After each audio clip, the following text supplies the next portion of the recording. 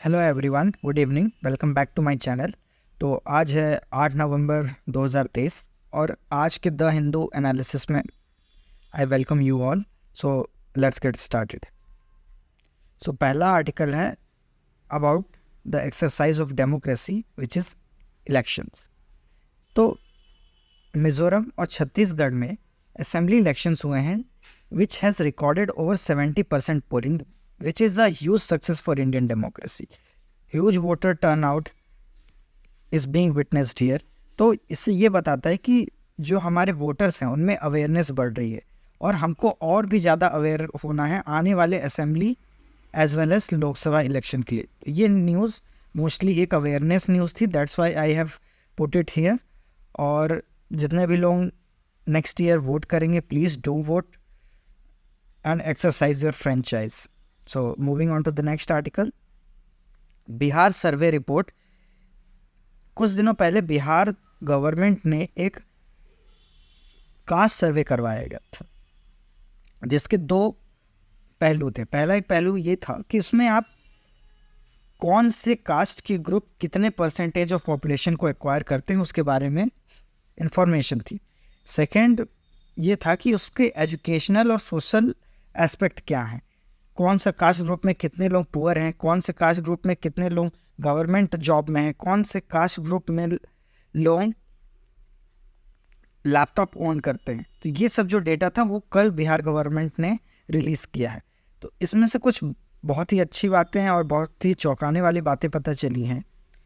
ये कहा गया है कि यादवाज जो कास्ट ग्रुप हैं वो मोस्ट गवर्नमेंट जॉब होल्ड करते हैं इन ओबीसीज में। पॉवर्टी के मामले में जो कुछ डेटा दिया गया है यहाँ पे, एजुकेशन के मामले में बहुत एक स्टैगरिंग डेटा ये पता चला है कि only 14% people get education from class 6 to 8, 9% get education till class 11 to 12 and monthly income of more than 1/3 family is less than 6,000 rupees. यानी 1/3 family of Bihar is living under poverty. So this is very bad about India because 21st century में हम अभी भी इतने acute poverty को face कर रहे हैं। तो ये जो डेटा है अगर इसको अच्छे से पॉलिसी मेकिंग के लिए यूज़ किया जाए तो हमको ये पता लगाया जा सकता है कि लास्ट माइल डिलीवरी कैसे कर सकते हैं। तो आपको अगर ये पूछा जाए प्री मेंस में कि आप ये जो कास्ट डेटा हुआ है, कास्ट सेंसस हुआ है, इसके डेटा को पॉजिटिवली कैसे यूज़ किया जा सकता है, तो हर कास्ट ग्रुप के अकॉर्डिंग एक अच्छी सी पॉलिसी बनाई जा सकती है जहाँ पे लीकेजेस को कंटेन किया जा सकता है और ज़्यादा से ज़्यादा बेनिफिट्स उन लोगों तक पहुंचाया जा सकता है जो अभी भी अंडर डेवलप्ड हैं और डिप्राइव्ड हैं। सो कोई भी जो ये तरीके का सर्वे या सेंसस होता है तो उसका मेन एजेंडा क्या होना चाहिए? एजेंडा होना चाहिए इन द गवर्नेंस को प्रमोट करने के लिए। तो आप इस आर्टिकल से ये चीज़ निकाल सकते हैं। Moving on to the next article, WHO की एक ग्लोबल रिपोर्ट आई है जिसमें ये कहा गया है कि 2022 में 7.5 मिलियन न्यू केसेस हुए हैं टीबी को। और आपको ये बात जान के हैरानी होगी कि इंडिया जो है वो TB capital of the world है। ठीक है, तो और हमारे प्राइम मिनिस्टर का एक विजन भी है कि 2025 तक हमको इंडिया से टीबी को एलिमिनेट करना है। उसके लिए क्या क्या कार्यक्रम चलाए जा रहे हैं, इतना बजट एलोकेट किया गया है, 500 रुपीज़ पर पेशेंट पर मंथ का एक न्यूट्रिशनल सपोर्ट दिया जा रहा है। इसके अलावा free of cost diagnosis and treatment मिल रहा है। तो national strategic plan for elimination of TB from India by the end of 2025, this is the goal. अभी इंडिया में सबसे ज़्यादा टीबी के बर्डन है, तो आपको यहाँ पे एक टीबी के डिजीज़ के बारे में जानना है और इंडिया और वर्ल्ड में क्या सिनेरियो है टीबी का। TB means tuberculosis. Okay, so ये है इस आर्टिकल में क्या पढ़ना था। Moving on to the next, कुछ दिन पहले डीप फेक एक साउथ की एक्ट्रेस हैं जिनका नाम है रश्मिका मंदाना, उनका एक डीप फेक वीडियो वायरल हुआ था। तो यहाँ पे ये जानने की ज़रूरत है कि ये डीप फेक एक्चुअली होते क्या हैं। डीप फेक एक तरीके का आर्टिफिशियल इंटेलिजेंस के थ्रू क्रिएट किया गया वीडियो या मॉर्फ्ड फोटोज़ या वीडियोज़ होता है। अब इसमें क्या होता है कि हम पर्सनालिटीज़ को चेंज कर देते हैं, पर्सनालिटीज़ गेट चेंज्ड। तो डीप फेक के बारे में कुछ भी जो भी ये यहाँ पे है, सबसे ज़्यादा ये पोर्नोग्राफी के लिए यूज़ किया जा रहा है। इसके डेंजर्स ऑफ एआई, तो आपको आर्टिफिशियल इंटेलिजेंस के डेंजर्स के बारे में लिखना होगा, तो एक टॉपिक हो सकता है deep fakes. So you can understand what we have to learn from this article. Okay, moving on to the next. Aditya L1 जो मिशन हमारा है उसने कैप्चर किया है first glimpses of solar flares. तो एक्चुअली सोलर फ्लेयर्स क्या होते हैं, सोलर विंड क्या होता है, ऑरोरा क्या होता है, अर्थ के अराउंड जो ये मैग्नेटिक फील्ड है ये कैसे सोलर फ्लेयर को अर्थ को सोलर फ्लेयर के प्रकोप से बचाती हैं, सन के कितने जोन्स होते हैं, फोटोस्फीयर, क्रोमोस्फीयर, कोरोना। तो ये जो आदित्य L1 मिशन है इसका पर्पस क्या है, तो ये बार बार न्यूज़ में अपीयर होता रहता है, इसलिए मैंने इसको यहाँ अपलोड किया है। आप इसको पढ़ेंगे। और ऑरोरा कहाँ फॉर्म होता है, नॉर्दर्न हेमिस्फीयर में, सदर्न हेमिस्फीयर में, because of the magnetic field all around the earth, तो उसकी वजह से ऑरोरा का फॉर्मेशन होता है। So you can understand this from this article. Moving on from next, जैसे कि अब एक ये न्यूज़ था, ये एक वोल्केनो है, क्लुवेत्स्की वोल्केनो, ठीक है। अब इसका लोकेशन है कामचाटका पेनिनसुला। अब Kamchatka peninsula actually geography, world geography का पार्ट है, वर्ल्ड ज्योग्राफी। और ये मैंने यहाँ पे मैप भी दिया है। तो ये कामचाटका पेनिनसुला का लोकेशन क्या है, Pacific ocean, it's a part of Russia, और ये जापान के ऊपर पे है। तो आपको इसका लोकेशन याद होना चाहिए। प्लेसेस इन न्यूज़ में very important. Okay, so moving on to next article. Before moving on to next article मैं आपको एक बात बताना चाहता हूँ। आप अपने नोट्स में एक टेबल बनाइए, एक साइड लिखिए वोल्केनो और एक साइड लिखिए प्लेसेस, ठीक है। अब जितने भी न्यूज़ में वोल्केनोज आते हैं, नंबर 1 जैसे आज का आया, नंबर 2 कभी और किसी दिन आएगा, नंबर 3, तो इस तरीके से आपका प्रीलिम्स के पहले एक अच्छा सा टेबल नोट्स तैयार हो जाएगा, जिसको आप एक बार रिवाइज करेंगे और वो प्रीलिम्स में बहुत ज़्यादा हेल्पफुल होगा आपके लिए। तो आपको टेबल के थ्रू नोट्स बनाना आना चाहिए। मैं अपने कुछ नोट्स का सैम्पल भी कल अपलोड कर दूंगा, तो जिससे आपको आसानी होगी देखने में कि how to make notes. Okay, so moving on to next article.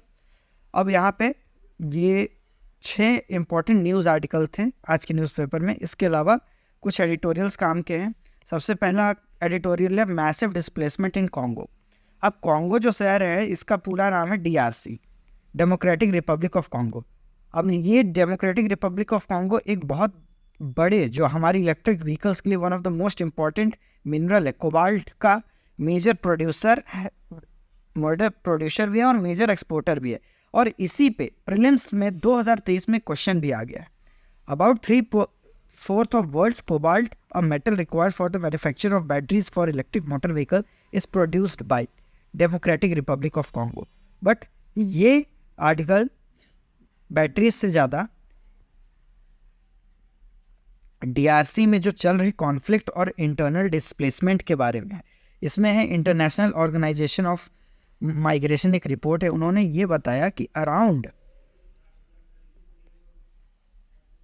Million people लोग डिस्प्लेस हुए हैं इंटरनली। अब यहाँ पे बहुत सारी छोटी छोटी चीज़ें हैं, जैसे north Kivu, south Kivu, इटूरी, Tanganyika, तो ये सब लेक्स भी हैं। अफ्रीकन लेक्स जब आप पढ़ते हैं तो ये यहाँ वाले जो रीजन होता है यहाँ पे ये लेक पाए जाते हैं, कीवू लेक, तंगनाइका लेक, तो आपको इसके बारे में भी थोड़ा सा नॉलेज होना चाहिए। इसके अलावा ये रवांडा में एक जेनोसाइड हुआ था between हुतू and Tutsi tribes, हुतू and Tutsi tribe, 1990s में हुआ था ये। उसके बाद से रवांडा में एक पीसफुल रिजिम देखा गया है। आज जो किगाली अमेंडमेंट आप देखते हैं वो किगाली शहर भी आज रवांडा में ही है। One of the fastest growing economy of Africa Rwanda है। तो वहाँ से जो डिस्प्लेस लोग हुए थे कुछ कॉन्गो में भाग के आ गए थे। अब उसी की वजह से कम्युनल टेंशन बढ़ गया है, क्योंकि जो माइनॉरिटी तुत्सी ग्रुप हैं उन्होंने एक आर्म्ड रिवेलियन ग्रुप बनाया था और वो अभी भी न्यूशंस क्रिएट कर रहे हैं। तो ये उसके बारे में है। ऐसे 2022 में एक क्वेश्चन आया था प्रीलिम्स में, जिसमें ये पूछा गया था कि कहाँ पे, किस देश ऑफ अफ्रीका के किस देश में मिलिट्री रूल इस्टेब्लिश हुआ है। तो इस तरीके के छोटे छोटे इवेंट्स भी आपको पते होने चाहिए। Okay, so hope you get this article. Moving on to the next. ये एक सीज फायर के लिए आह्वान किया जा रहा है between Israel and Hamas. Actually हुआ क्या है, अब इजराइल जो है बहुत ज़्यादा हैवी बम्बार्डिमेंट कर रहा है ऑन द गाजा स्ट्रिप। अब वो एक यहाँ पे इस वजह से एक ह्यूमैनिटेरियन क्राइसिस पैदा हो गई है।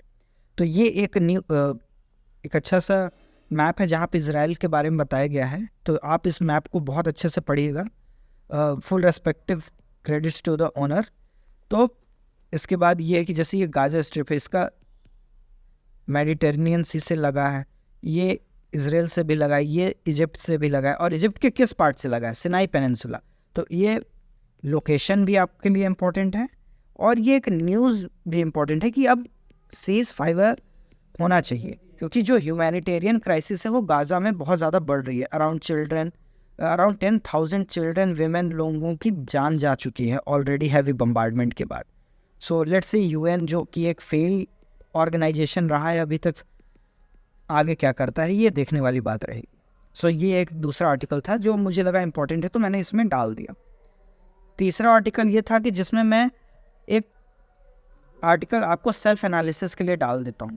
तो ये एक 70 आवर्स जो वीक वर्क का जो एक बहस छिड़ा हुआ है उसके बारे में है।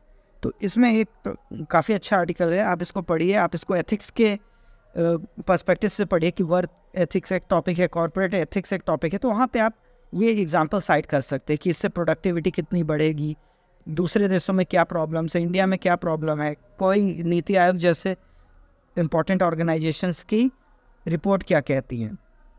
एक्चुअली इलेक्शंस चल रहे हैं तो काफ़ी बाहर ज़्यादा नॉइस है, तो sorry for this nuisance, I can't do anything for that.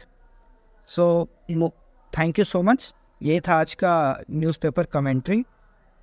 मैं कुछ नोट्स भी आगे डालने की कोशिश करूँगा। और इसके अलावा अगर आपके कुछ टॉपिक्स हैं, जैसे कि आपको कोई सी रिवर के बारे में समझना है, मैं एक रिवर सीरीज़ भी चला रहा हूँ, तो मैं उसके बारे में भी वीडियो बना सकता हूँ वीकली।